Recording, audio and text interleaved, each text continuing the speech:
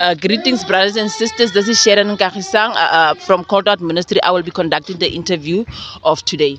My sister, greet yourself and introduce yourself to our church. Okay, hello. My name is Kikansemang Lenoge, and I greet all of you. Hallelujah. Kansemang, what inspired you to come to church today?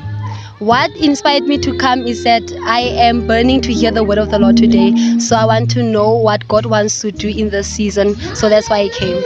What is your expectation of the service of today? My expectation is for me to receive something from the service of today to be able to use within other areas of my life. As I've been seeking the Lord, I believe that He's going to release a word for me to be able to move forward in other things. Amen. Amen. Is this your first time or are you a regular into the church? I'm definitely a regular into the Amen. church, and I'm never disappointed. Amen. Amen. What is your encouragement for someone who wants to come to church? My encouragement is that just decide that you are going to get up and come. Today is the best day for you to start your journey with the Lord. So please do come to church and do not hesitate. Don't overthink it. Just come, and then God definitely has something prepared for you. But if you come, you will only see it then. Amen, my sister. God bless you. God bless you.